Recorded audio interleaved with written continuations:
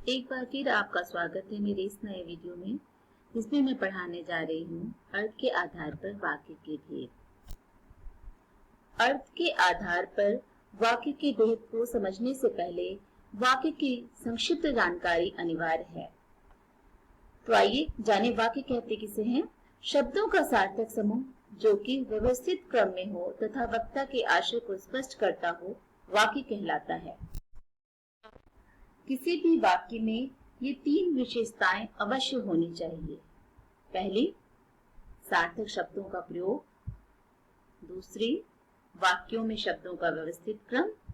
और तीसरी, वाक्य में शब्दों का प्रयोग व्याकरण के नियमों के अनुसार हो। उदाहरण के रूप में दो तरह के शब्दों के समूह को हम देख सकते हैं।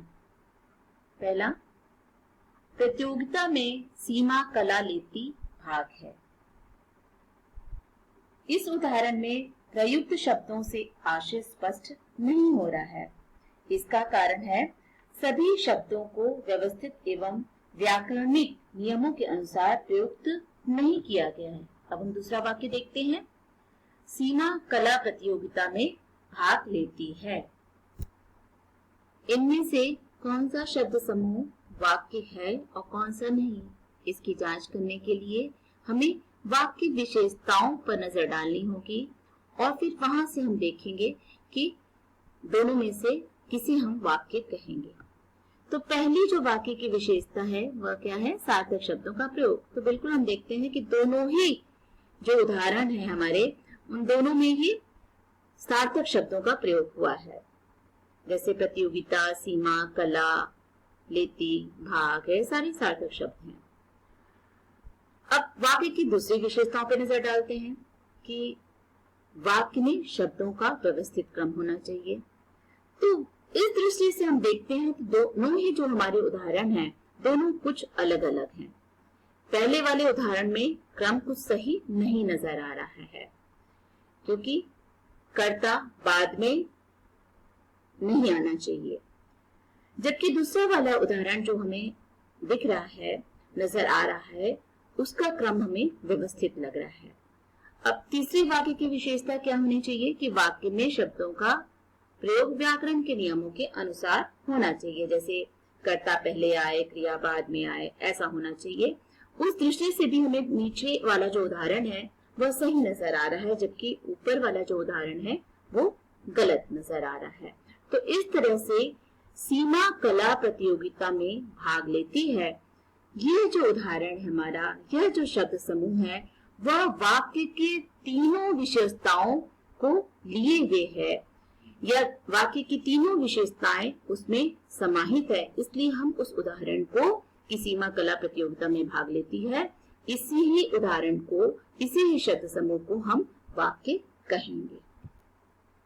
अब आइए वाक्य के भेद पर नजर डालें कि वाक्य के भेद तीन आधारों पर किए जाते हैं। पहला अर्थ के आधार पर, दूसरा रचना के आधार पर और तीसरा वाच्य के आधार पर।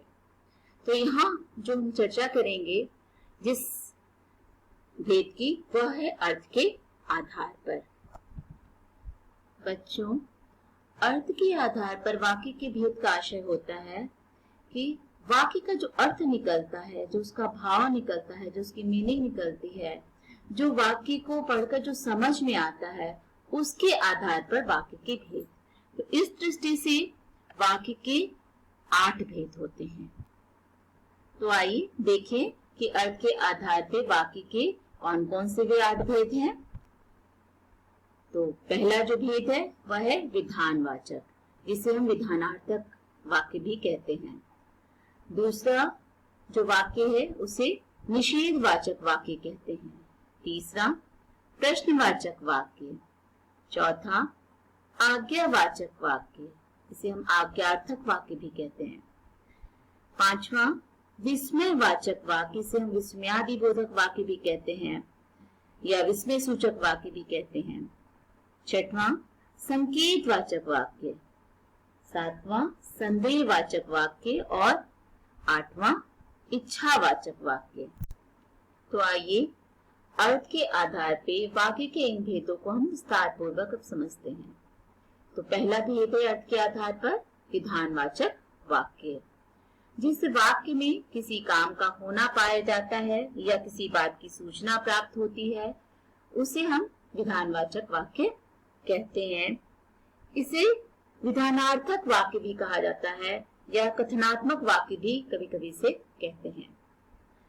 जैसे अंकिता खेलती है, निकिता निबंध लिखती है, बच्चे शोर मचा रहे हैं। तो पहला जो वाक्य अंकिता खेलती है इसमें खेलने का काम हो रहा है।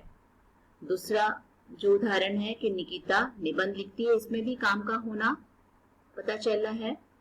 तीसरा उदाहरण बच्चे शोर मचा रहे हैं, इसमें हमें सूचना प्राप्त हो रही है इस वाक्य से। अर्थ के आधार पर वाक्य का दूसरा भेद होता है निषेधवाचक वाक्य। बच्चों इसे नकारात्मक वाक्य भी कहते हैं। जिस वाक्य में किसी बात के या किसी काम के न होने का बोध होता है या जिन वाक्यों में कथन का निषेध किया जाता है उसे हम निषेधवाचक वाक्य कहते हैं। बच्चों निषेध का अर्थ होता है कि किसी काम को मना करना या ना करना या ना होना किसी काम का। तो ऐसे वाक्य को हम ना, नहीं और मत लगाकर बनाते हैं। उदाहरण देखते हैं कि अंकिता नहीं खेलती है, तो यहाँ पे खेलने के काम का निषेध हो रहा है या वह काम नहीं हो रहा है, इसके खेलने के काम के न होने का पता चल रहा है। दूसरा निकिता निबंध नहीं लिखती है, यहाँ पर भी हम देख रहे हैं कि लिखने के काम का निषेध हो रहा है या वह कार्य नहीं हो रहा है। और तीसरा इसी तरह से बच्चे शोर नहीं मचा रहे हैं, यहाँ पर भी शोर मचाने का काम नहीं हो रहा है। तो तीनों ही उदाहरण में हम देखते हैं कि किसी न किसी काम का निषेध हो रहा है। इस तरह से बच्चों निषेधवाचक वाक्य को पहचानने का एक बहुत आसान सा तरीका है कि इसमें नहीं या मत या ना ऐसे नकारात्मक शब्द अवश्य आते हैं। अर्थ के आधार पर वाक्य का तीसरा भेद होता है प्रश्नवाचक वाक्य। ऐसे वाक्य जिनमें कोई प्रश्न किया जाता है उन्हें प्रश्नवाचक वाक्य कहते हैं। दूसरे शब्दों में जिन वाक्यों में क्या, कब, क्यों, कौन, कैसे आदि प्रश्न सूचक शब्दों का प्रयोग किया जाए उन्हें प्रश्नवाचक वाक्य कहते हैं। जैसे क्या अंकिता खेलती है, क्या निकिता निबंध लिखती है या क्या बच्चे शोर मचा रहे हैं। तो तीनों ही उदाहरण में हम देखते हैं कि प्रश्न किया जा रहा है। इसी तरह से और भी बहुत सारे उदाहरण हम देख सकते हैं, जैसे कक्षा में प्रथम कौन आया है, क्या वह आज घूमने नहीं गया, वह विद्यालय क्यों नहीं गया। तो इस तरह से प्रश्नवाचक वाक्य में प्रश्न सूचक शब्दों का प्रयोग अवश्य होता है, उसमें प्रश्न पूछा जाता है। अब हम अर्थ के आधार पे चौथे वाक्य के भेद पे आते हैं कि आज्ञावाचक वाक्य। ऐसे वाक्य जिनमें आज्ञा, उपदेश, अनुमति तथा प्रार्थना का बोध हो वह आज्ञावाचक वाक्य कहलाते हैं। दूसरे शब्दों में जिन वाक्यों में आज्ञा, निर्देश, आदेश, प्रार्थना आदि का भाव प्रकट हो वे आज्ञार्थक या आज्ञावाचक वाक्य कहलाते हैं। जैसे अंकिता खेलने जाओ, निकिता निबंध लिखो, बच्चों शोर मत मचाओ। तो हम देखते हैं इन तीनों ही उदाहरणों में कहीं आदेश दिया जा रहा है तो कहीं निर्देश दिया जा रहा है। तो इसी तरह से और भी हम उदाहरण देख सकते हैं, जैसे आज विद्यालय जरूर जाना, लिखना आरंभ कीजिए, वह आज घूमने जाए। तो इस तरह से जिस भी वाक्य में आज्ञा, उपदेश या अनुमति इन सब का बोध होता है या इसका पता चलता है या प्रार्थना का बोध होता है वह आज्ञावाचक वाक्य होता है। अर्थ के आधार पर वाक्य का पांचवा भेद होता है विस्मय आदि बोधक वाक्य। इसे हम विस्मय सूचक या विस्मयवाचक वाक्य भी कहते हैं।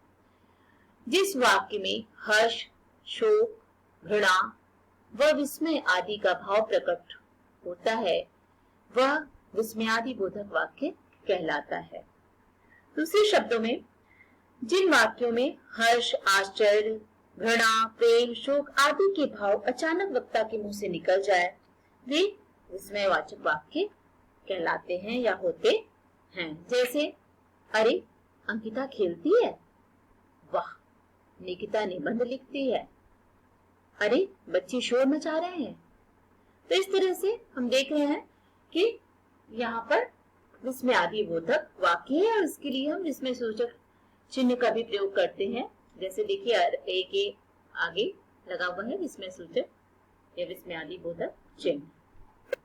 इसी तरह से विस्मयादि बोधक वाक्य के हम और भी उदाहरण देख सकते हैं। जैसे आहा कैसा सुंदर दृश्य है, अरे तुम कक्षा में प्रथम आए हो, अरे वह आज भी घूमने गया है। अर्थ के आधार पर वाक्य का छठा भेद होता है इच्छावाचक वाक्य। जिन वाक्यों में इच्छा, आशीर्वाद, सुझाव, शुभकामना आदि हो वे इच्छावाचक वाक्य कहे जाते हैं। जैसे मेरी इच्छा है कि अंकिता खेले, तो इसमें वक्ता की इच्छा का भाव प्रकट हो रहा है।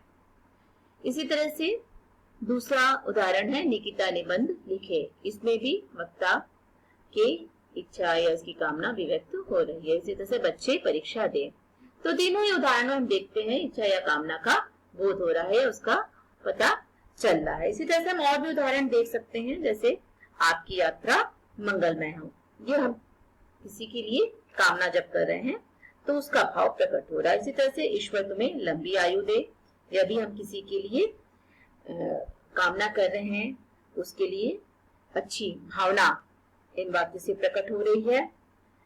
और उदाहरण देखते हैं, आज उसका घूमना सफल हो, इसमें भी हम हमारी इच्छा प्रकट हो रही है, हमारी अच्छी कामना प्रकट हो रही है।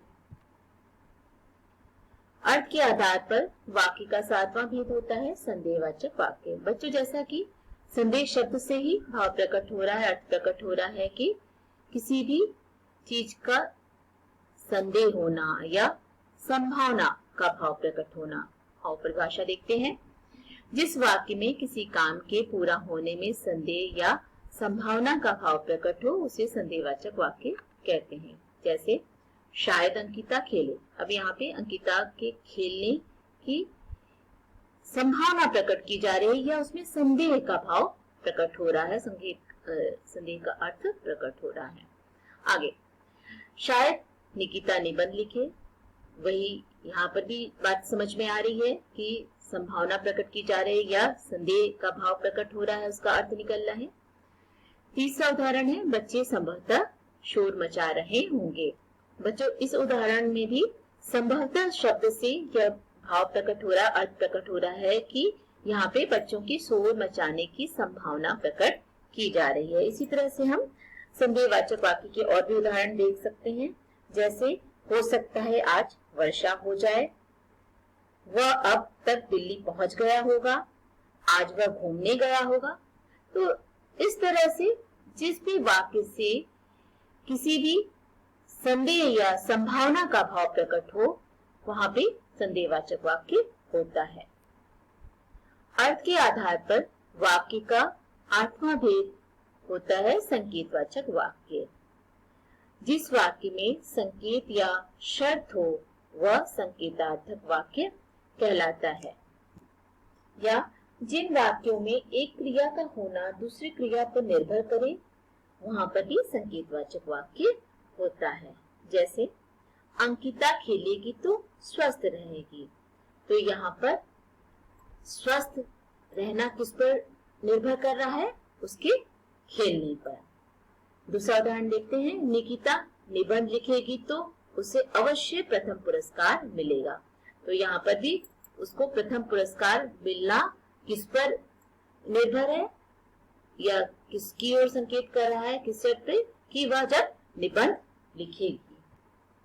इसी क्रम में हम और भी उदाहरण देखते हैं संकेतवाचक वाक्य के। जैसे यदि समय पर औषधि मिल गई होती तो रोगी ठीक हो जाता, या यदि तुम समय का सदुपयोग करते तो अवश्य सफलता प्राप्त होती। इसी तरह से और भी बहुत सारे उदाहरण हो सकते हैं संकेतवाचक वाक्य की।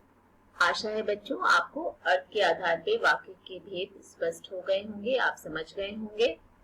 रचना के आधार पर वाक्य के भेद और वाच्य के आधार पर वाक्य के भेद को समझने के लिए मेरे अगले वीडियो को अवश्य देखें। धन्यवाद।